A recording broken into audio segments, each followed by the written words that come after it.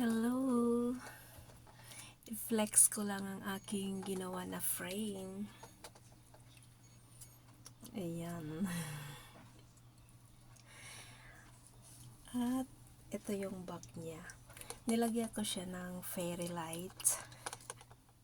Pwede naman walang fairy lights pero nilagyan ko lang kasi napapanahon ngayon ay December. So ito, as you can see. Gawa kasi ng ilaw, medyo ano. Ayan.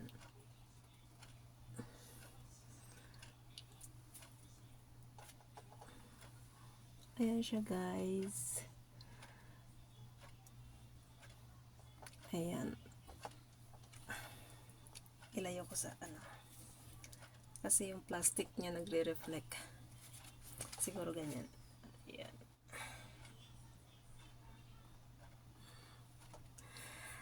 I-try natin yung fairy light. Ayan.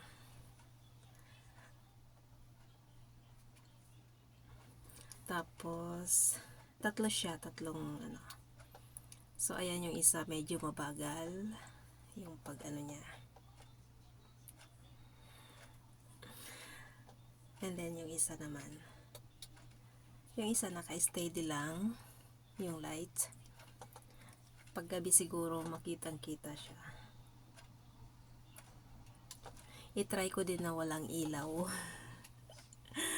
Sana magustuhan niya ito. First time kong gawin ito na nasa frame. Dati gumagawa ko lang ano, flower bouquet, single bouquet, ganon.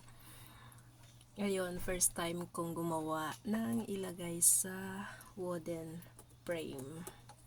Ang sukat yata nito ay 17 inches by 17 or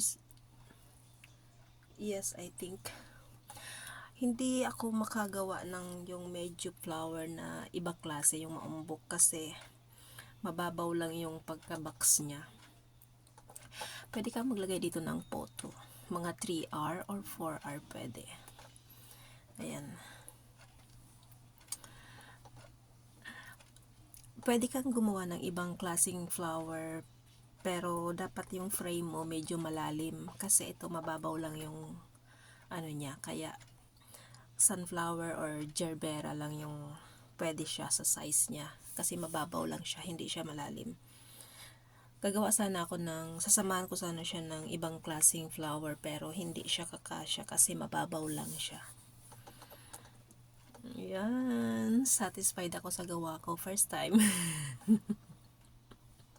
Satisfied na yan. Thanks God for the gift. I-try natin na walang light. Wala akong ilaw. Buksan natin yung fairy light. Another video.